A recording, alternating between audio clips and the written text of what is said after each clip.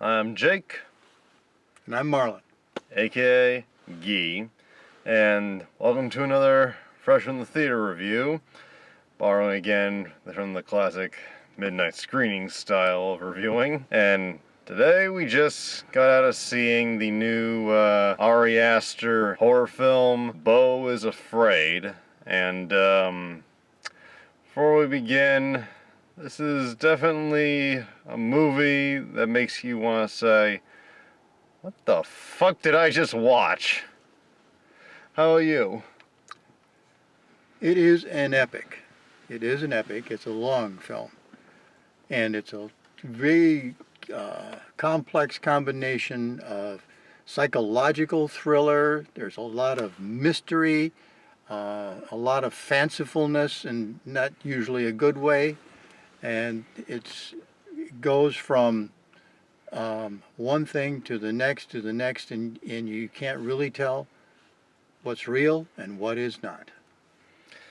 Yeah, this is definitely a film where the narrator, like the main character, is an unreliable narrator, and I spent this whole film just kind of trying to figure out, like, where's it going, what's the meaning, and by the end, I'm still struggling to figure that out.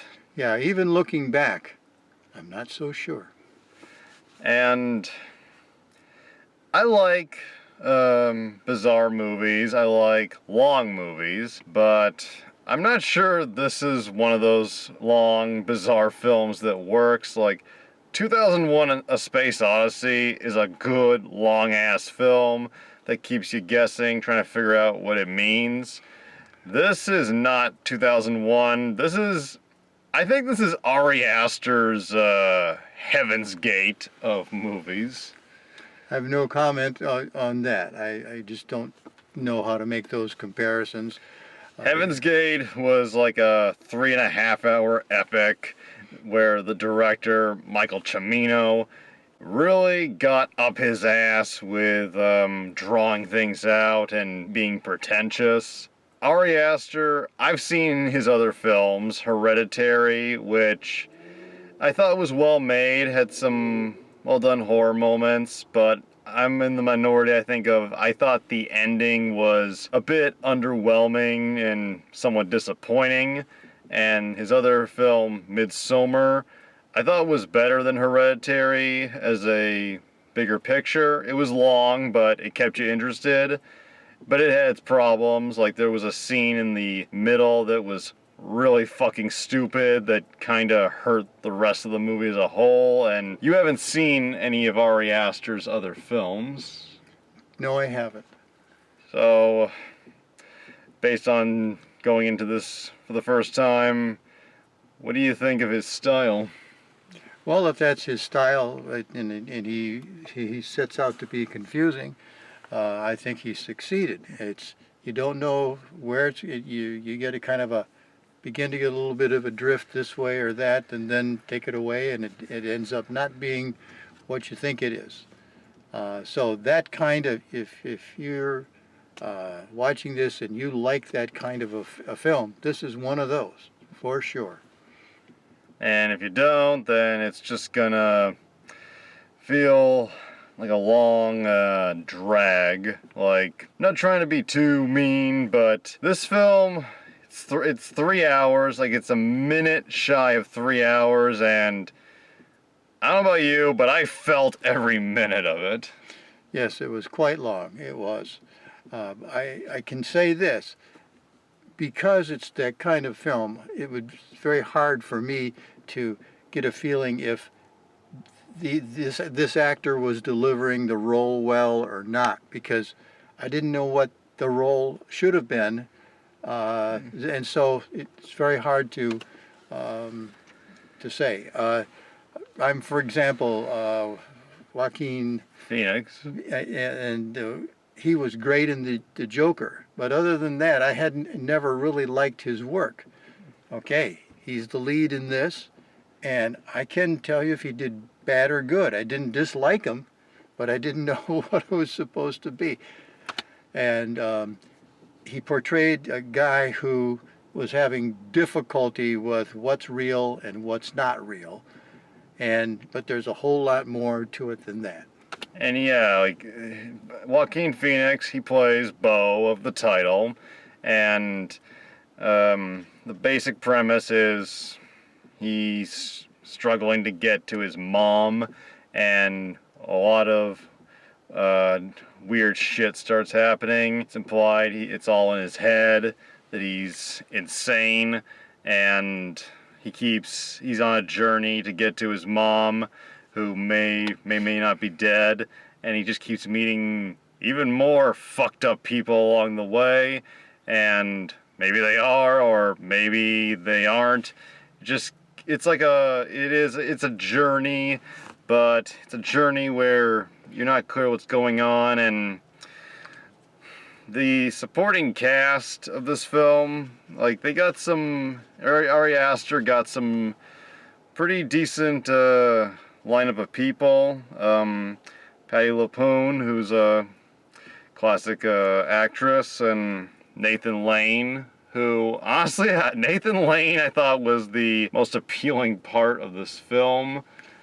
But as each and every one of the main support people, he just showed the people he was playing appeared to be one kind of thing when they were introduced, but not too far in we find out that really they weren't those kind of people. Yeah, but just in the sense that Lane, his personality was just the most appealing to watch. And for me, Joaquin Phoenix, I think he's a good actor, but as shown with M. Night Shyamalan when he did his movies with him, he needs a good script to work with. Like, there's only so much he can do with what he's given. Like, in Signs, he gave the best performance he could, and here, I do think he's giving a good performance, but he has nowhere to go with what he's doing. I feel like he's doing what he's told. Unfortunately, he's not really given much context for what he's told, and like 80-90% of this role is just Joaquin Phoenix crying his ass off, and he is a good crier, but after a while I was like, ugh, come on already. Well, it wasn't that much crying, but yes, he is stressed, he is confused, and he carries it. He carries that part of it well. If that's what he was supposed to do, if that's what he did that. And this film was marketed as a surreal horror comedy, and Surreal, yes. Horror, I'm not sure. Comedy, not many laughs. There were one or two moments that made me laugh, but yeah, I never got much of a comedy vibe. And as for the horror aspect, I have this strong opinion, because I've seen a lot of horror films over the past 15 years that go the surreal, non-linear, just doesn't make sense type of plot line. And I just gotta say, just because something is weird, just because it doesn't make sense, doesn't mean it's scary. It's just annoying after a while. And if there's anything I can give Ari Aster as somebody who's enjoyed but not loved his previous movies, is they look great. Like, visually, like, he's a very visual director, and something I found you can almost always guarantee is the cinematography is gonna be beautiful. And yeah, I think it looks good, but there's this very trippy half live action, half animated sequence in the middle part of the film that at first, I admit, as a whole, it looks good, but as far as how it flows, that sequence could have been great, but like if it had been like 5 minutes, but no, it goes on for like 20 minutes. Yeah, just Well, everything in this movie went on. I thought that sequence, that animated sequence, was done better than the penguins in Mary Poppins, though. yeah, it had more style to it. And no dancing. Yeah, and I don't know, just I went into this because it was marketed for like a year as being, Ari Aster called it a 4-hour nightmare comedy or something. Wasn't quite that, but like the original title of this film was gonna be Disappointment Boulevard. Maybe he changed it because he knew it would cool people in too quickly. It was gonna be a disappointment. Well, if you take it from the outlook of the main character, his mindset, whatever that is, one way or another, he was always disappointed. So. This may sound nasty, but the ending I was hoping for, I was kind of hoping that this film was gonna end with him just blowing his brains out. Like, this is a miserable son of a bitch surrounded by just even more miserable pieces of shit. So I'm like, either he kills everybody or he kills himself. I wanted it just to fucking end. Like, put an end to all this goddamn misery. And it did end, but we're not going to tell you how. 'Cause he don't do spoilers. But, yeah, I personally would not recommend this movie. Unless you're someone who loves to, like, analyze paintings, go to a museum and stare at a painting for 6 hours trying to figure out what it means, I can't see this appealing to most people, but maybe that's just me. Well, I think it's not just you.